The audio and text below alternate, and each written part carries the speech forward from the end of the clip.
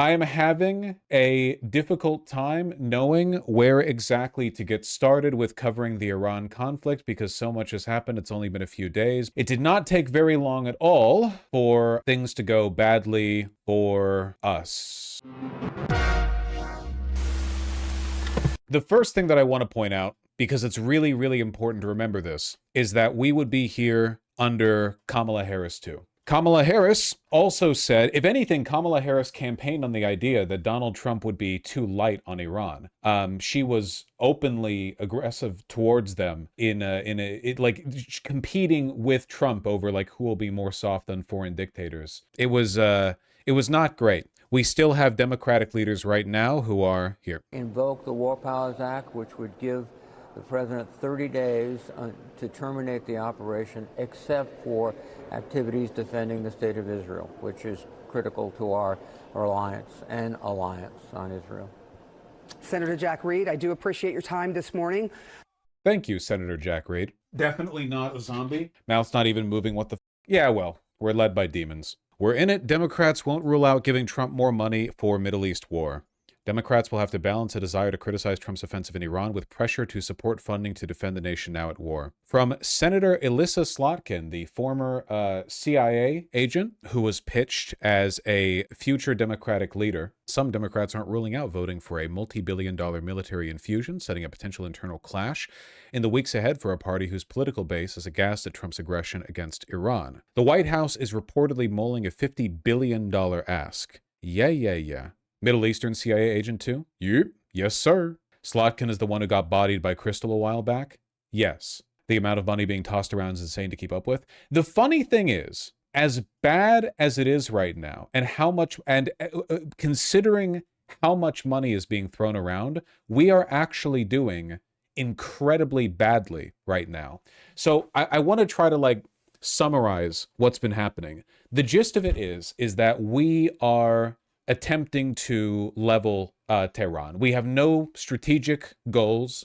We are just trying to do as much damage as we can. And that's because, again, there's not really a point to this war. We're just here to kill people. Israel wants death. We want death. You know, we want to, enact the end times, right? There's no real strategy here. It doesn't. Keep in mind, the stated goal of this war was to do regime change. We've already killed their leadership. So to what extent do you think indiscriminately bombing civilian sites in Tehran endears the population towards us? Probably not too much, would be my opinion. So we're just causing death for death's sake. The initial plan, the initial idea was that we were only going to be doing this for at most like a week or two. Now the Pentagon is saying that they are going to be in it until September, which is more than a couple of weeks. So yeah, we've gone from a decapitation strike to war forever. Now, in spite of us pushing for war forever, we are actually already almost out of ammunition. It's kind of. It's a little more complicated than that. The gist of it is that Iran has engaged in a very effective strategy. They've been stockpiling missiles for a while, and Iran is aware of the fact that they have no chance at all of actually beating us and Israel in a straight-up fight. Obviously, we're the United States and Israel. Now, what Iran can do is make warring with them extremely inconvenient by indiscriminately lobbing missiles everywhere. They've been firing at U.S. bases in the Middle East. They've been firing at Dubai. The Dubai one is particularly funny because every time we do something to Iran, they respond by bombing Dubai. America strikes Tehran, we're firing missiles at Dubai. Israel strikes Tehran, we're firing missiles at Dubai. It's a good strategy, both, like militarily and morally, I think. Extremely uncritical support. The problem is that, as you might know, one of the main things you might remember about America is that we don't build anything here anymore, including weapons. Despite the Pentagon's budget, very little of it actually goes towards defense procurement. We would rather spend our money on extremely top-of-the-line, high-tech, fancy-pantsy planes and fighter jets and so on than restocking the classics, ammunition, missiles, and critically, interceptors, because interceptors are very expensive compared to what they're meant to intercept. Every Iron Dome interceptor is orders of magnitude more expensive than what they're meant to intercept. It is always more difficult to build a missile that is meant to hit another missile than to have built the initial missile. You know, U.S. weapons stockpiles, particularly cruise missiles, are being depleted amid the conflict with Iran. In the past 3 days, roughly 400 Tomahawk missiles have been expended, equivalent to about 5 years' supply. This might raise some questions in your mind. Why is 5 years of supply for the United States of America 400 Tomahawk missiles? Don't get me wrong, Tomahawk missiles are expensive, but really? 5 years supply for the United States? Really? The Pentagon's preparing roughly $50 billion supplemental budget requests to replenish inventories and expand production of key weapons such as Tomahawk missiles. Trump is set to meet with major defense contractors, including Lockheed Martin and Raytheon, and here's why it's all happening. At the White House to massively accelerate weapons production. For instance, the White House intends to boost production of Tomahawks to a blistering rate of over 1,000 per year, which means that if we went by the rate at which we've been using them so far in this conflict, we would deplete a year's supply in only like 2.5 weeks. Cool. No, I know. Yeah, 1,000 per year. Can you believe it? 1,000 per year. Incredible. I saw this one just before I went live. Just in, the Pentagon are in talks to buy Ukrainian-made interceptors to fend off attacks by Iranian drones. Oh, sorry, Ukrainian-made. Can you believe it, guys? It's coming back around. It's like when you save the spider and later the spider saves you. Actual North Korean moment, actual Russia moment. In the same way that Russia had to start plundering ammunition stockpiles in North Korea, Trump recently said that the situation with ammunition isn't so dire because we can start depleting our stocks of it around the world. He boasted about this as though this doesn't look really, really, really, really bad. He said, we're not out. We can start plundering the reserves we keep all over the world. You know, the emergency reserves that we keep in case of world war. I really can't believe how badly this is going. It seems like the people who started this operation either didn't know or didn't care what we had, like what we had in our stockpiles that would allow us to conduct this conflict. I don't really... There are many powers at play here. Trump had no idea at any point. He doesn't know anything about anything, of course. It is going remarkably poorly. White House leadership has basically given up, referring to this as anything other than Israel's war. To our steadfast partner, Israel, your mission is being executed with unmatched skill and iron determination. Your mission is being executed with unmatched skill and iron determination. Fighting shoulder to shoulder with such a capable ally is a true force multiplier and a breath of fresh air. We salute your courage and your contribution. Bro thinks he's in a video game. I'm sorry, ma'am, your son has died in Operation Epic Chungus. He took this L for the people of Israel. May he rest in Valhalla. Another thing is Ukraine is the only country that has the tech to defend against cheap drone swarms because of their war experience. What we're seeing really is the consequence of oligarchy and financialization, right? In the same way, Marx, not just Marx, by the way, this was observed upon, this was observed by multiple economists, including to an extent Adam Smith, the tendency for the rate of profit to fall. There is no money in producing things anymore, money, it's like the Paramount Netflix WB acquisition. You don't make money by buying and selling things. You don't make money by producing something and then putting it out in the market. You make money by doing gay financial money magic that somehow explodes your wealth even though you haven't done anything. Like how every billionaire has gone in the past 10 years from being worth like 5 billion to 500 billion, even though they literally haven't done anything other than talk to the press. That's how you make money these days.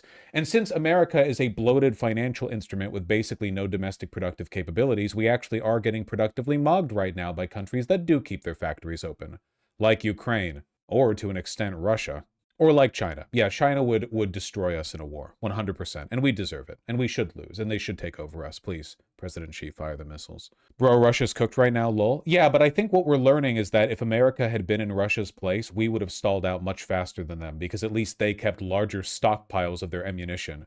We're running low after using 400 Tomahawks, and we're running low? Are you kidding me? Jesus Christ, at least Russia kept their warehouses open. If America was Russia, we would have emptied them and sold them to ICE. I have to wonder if Trump even had a plan for the duration of this before he started it. Trump was pitched on this being a simple decapitation strike. I guarantee you. He was told that this would be another sweet, quick victory like Venezuela, and is probably baffled at how things are playing out. Now we need to transition our rhetoric into this like, well, you know, we're ready to prolong this for any length of time we need to because we can. And don't get me wrong, this will be used to justify ungodly amounts of funding being directed towards the MIC, or at least they'll try to. The official justification for the attack on Iran has been like wavering. When they want to aura farm, they call it a war. When they don't, because officially, legally, it's not a war because Congress hasn't declared a war. We're basically relying on feelings over facts rhetoric for why we declared it in the first place, now that we're no longer engaging in a decapitation strike, because if we were, we would have stopped already. The president had a feeling, again, based on fact, that Iran was going to strike the United States, was going to strike our assets in the region, and he made a determination to launch Operation Epic Fury based on all of those reasons. And he had a feeling. He had a feeling, guys. The basic gist of it is that Trump was sold on this being a quick victory, but he was lied to. The real reason we're at war right now is because Israel wants it. Israel wants it because they want death. They just want bloodshed. It's the only way their economy and their political system can stay afloat. I know it's kind of an over-discussed talking point, but the only reason that Netanyahu himself isn't in jail is because of October 7th, right? He was, under continuous for years and years and years, open corruption. He's been under investigation, and now every time a hearing comes up, the judge just delays it further and further because they're at war. They're at permanent war. Hamas did save Netanyahu. And we have the Epstein files over here. So we have bloated, pedophilic upper crusts in both countries that are united in their desire to kill lots and lots of brown people and direct tons of money towards themselves and their friends. It's the only way to keep the coalitions together. This administration needs permanent war. We are without a doubt unambiguously the most evil set of countries on earth, and if any other sets, or the silence and complicity of the rest of the world implicates them as well. Keir Starmer initially said that we would not be allowed to use his air bases for our attacks in Iran, and then he retracted that statement because he believes in nothing. It is completely spineless. Yeah, Chancellor Merz from Germany has been largely supportive of what we've been doing in his own dickless way. Funnily enough, Spain said that we could not use their bases, and Trump said effectively, well, what if we raped your bases? What if we just did it anyway without asking?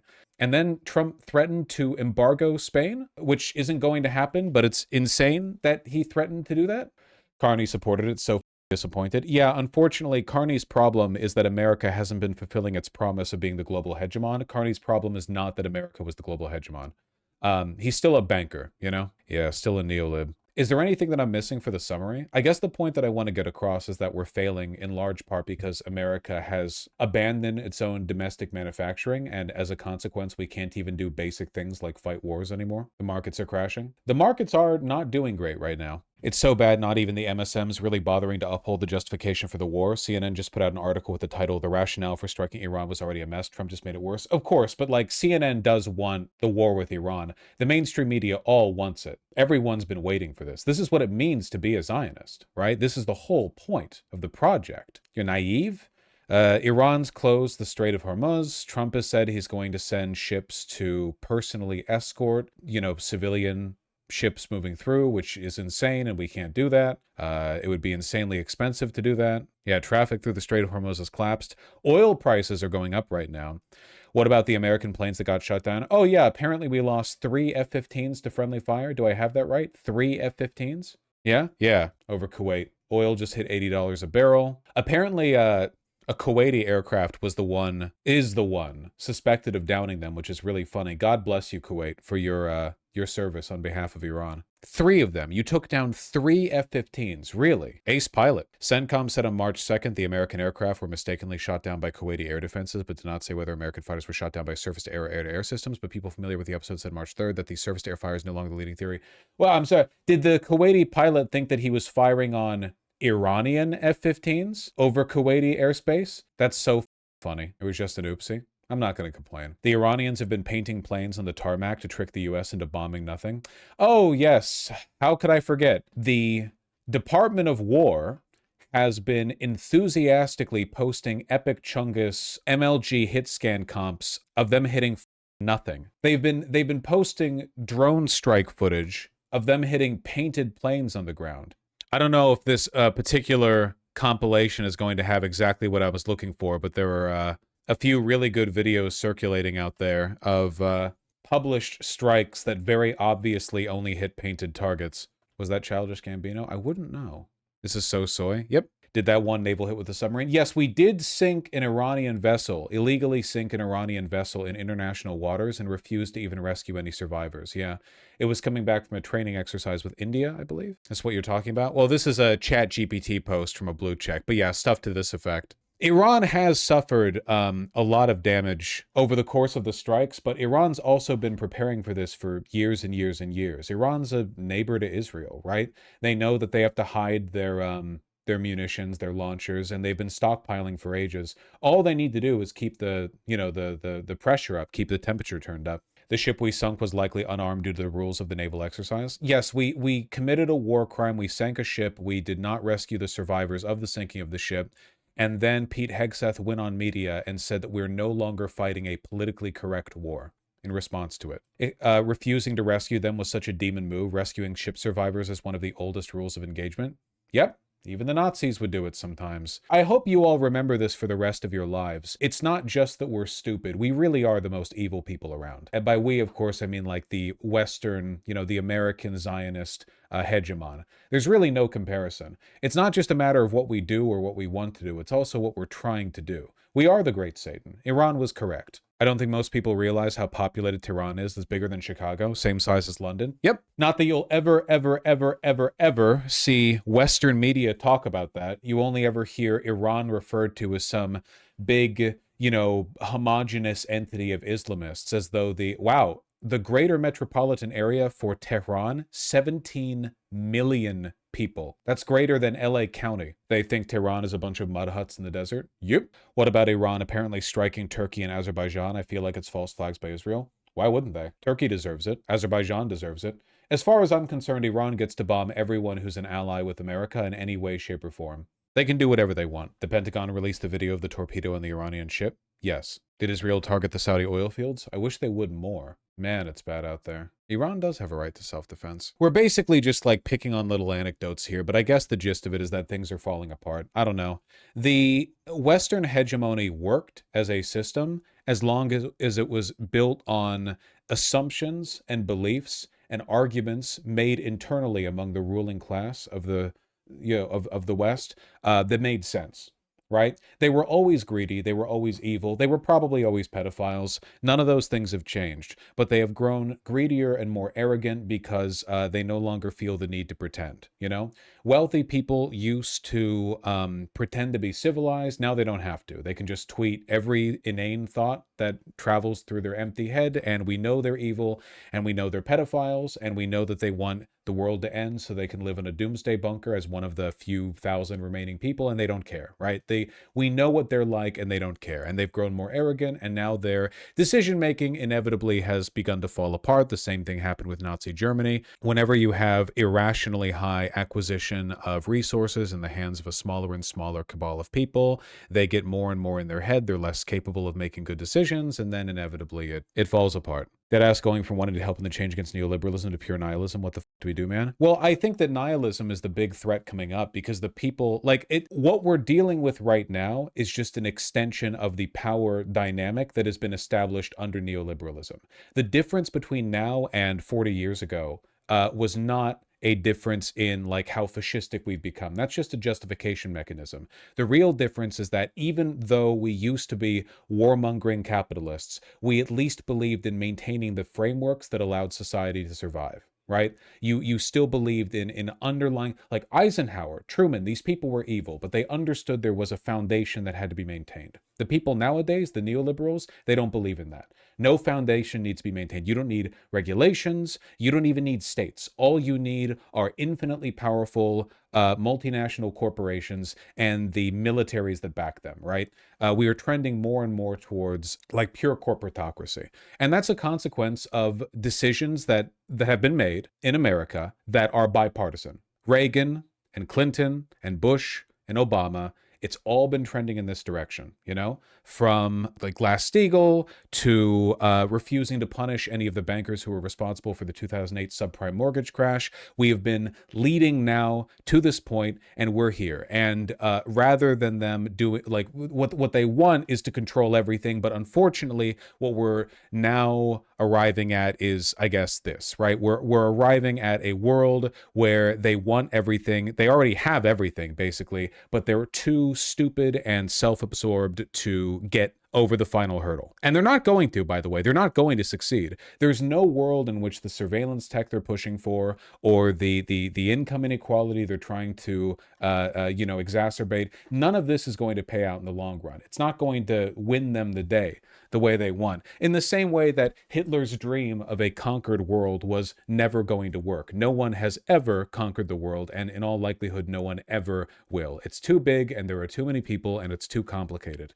But in trying, you fall apart. And that's where we are. Yeah, I don't know. You push and you push until it breaks. The true question of how the f do we get Dems to detach from Israel and do something? What you need to understand from the depth of your heart, as much as it may hurt, is that any Zionist Dem is worse than almost any non-Zionist anybody in terms of consequential harm. The social and political and military interests that are aligned behind Zionism are so evil, literally world-endingly evil, that support for them, no matter how tepid or half-assed or conditional, is tantamount to supporting the end of the world as we understand it. And there's basically, like, anyone who opposes that is at least, conditionally our ally. It's insane how bad things have gotten. Even Newsom is pivoting? Yes, but he's lying, of course. Yeah, it's a very obvious lie. So Nick Fuentes is conditionally our ally. Nick Fuentes is a degenerate would-be celebrity content creator, grifter, and closet homosexual who is aware of the fact that the Republican Party today is a vessel of Zionist evil. The Democrats are as well. Obviously, there are differences between Democrats and Republicans, but Zionism isn't really one of them. That's not really where the line is for the both of them. What he says is irrelevant to me. What people need to understand is that this coalition of interests is responsible for most of what is wrong with the world today. Much in the same way that racism itself is an Epsteinite ideology, They need to reaffirm the culture war because it keeps us distracted from the real issue, the issue being that they all want to be worth $1 trillion and rape children. You have to stay focused. I'm glad Tallarico won as well. I mean, as bad as things have gotten to this point, like, most Democrats are still not even willing to challenge the underlying premises of this conflict. Because if your only problem with what's happening right now is that the Republicans are lying, or we engage in these strikes without good justification, or whatever else, the real problem is, everything that has been associated with Israel. All of the lies and justifications, we have slammed all of them down on a wedge issue, the idea that Israel has the right to defend itself. If you believe that Israel has the right to defend itself in the context of the Israeli state as it exists today, one in which they're openly fascistic, warmongering, racist, genocidal, in that context, if you're pointing at that Israel and you're going, that Israel has a right to defend itself, and you justify everything they do, then yeah, of course this was going to happen. Of course this was going to happen.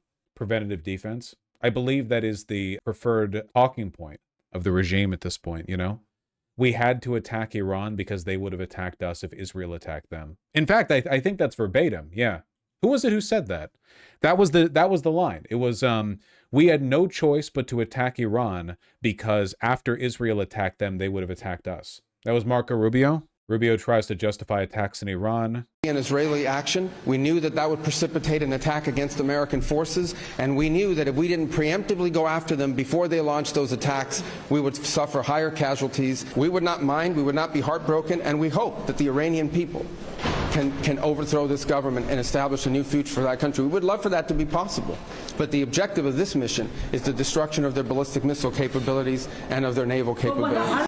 So that's their line. By the way, like, as crazy as things have gotten, they're actually pushing for it to get worse. Inside reports in the White House indicate that Hegseth is pushing for a ground invasion of Iran, and Marco Rubio is arguing against it.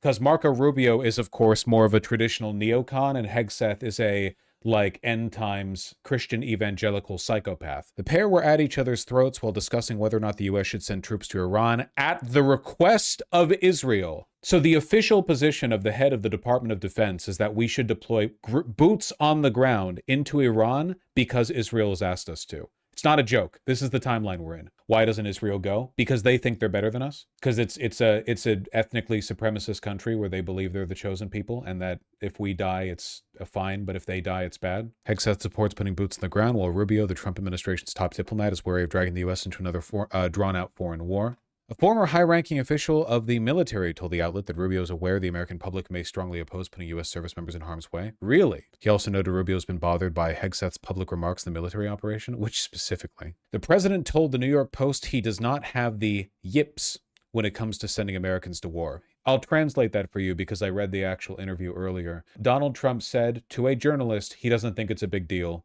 to send troops to Iran. Not a joke. He said, he essentially said, I don't get it. Why is it such a big deal? I'm not afraid. We're at Warvash. It's too late. We killed the Ayatollah and we torpedoed that ship. It's already too late. Well, yeah, I mean, obviously, Iran is probably only going to be more hardline when it finally puts itself together. Whoever ends up taking charge next, and who knows how it's going to play out, but there are, hundreds of thousands of militant, IRGC members or just Islamists in the region who would fight against any boots in the ground incursion, but would also cause trouble in countries like Syria and Iraq and so on. Likely the son of the Ayatollah. I thought they killed the son of the Ayatollah. Did he survive? Other son? Probably has a few. Yeah, I just doubt that our unshakable commitment to defending Israel is going to waver anytime soon. Will Israel fund the extremists secretly like they did to Hamas? Well, we're apparently trying to fund the Kurds into overthrowing the regime. Much as I love the Iranian Kurds and want Kurdistan to be a thing, unfortunately, America and Israel have to lose here. So they have to lose bad. If the Kurds are smart, they'll stay the out of this, Take the CIA money, sell the guns, and buy a nice rug or something. I don't know. Whatever you want, but we've betrayed the Kurds like 50 times before. Do not get involved again. I know that you've been mistreated by the regime very, very badly. I feel for you. Now is not the time to be playing the pawn. The Kurds have already told the U.S. to f*** off. They made an announcement today. The Kurds are not hired guns. Nice. We're so bad at our job. I know the line, the Iranian people need to overthrow Iran is a hawk line, but if they don't, we're sending troops in. What you guys need to internalize is that this is the future of the Middle East forever now. It doesn't matter whether or not Iran stabilizes. As long as Israel is there will be war. This will keep happening over and over and over and over again. What do you think chances we go boots in the ground, actually? I don't know. We'll see if Hegseth gets his way. The U.S. blaming Israel as some great evil forced them to do this is just neo-Nazi propaganda. Well, the fact that Israel is telling us what to do isn't a conspiracy theory. It's been outright stated and confirmed by members of the Trump administration. They have explicitly said that, like Hegseth is explicitly saying, U.S. boots on the ground because Israel asked. I don't know how, it's pretty straightforward. It's not that Israel controls America. It's that Israel and America are the same country that are working towards the same set of interests. And there's a bunch of conflicting versions of those interests that they're all trying to fight for. Just 1 in 4 Americans favor Trump strikes. Our incursion into Iran is already far less popular than the Iraq war was at its point of least popularity. At no point was the Iraq war ever this unpopular. We literally just had a 9/11. No, the Iraq war lasted many years. Even many years into the Iraq war, it was not this unpopular.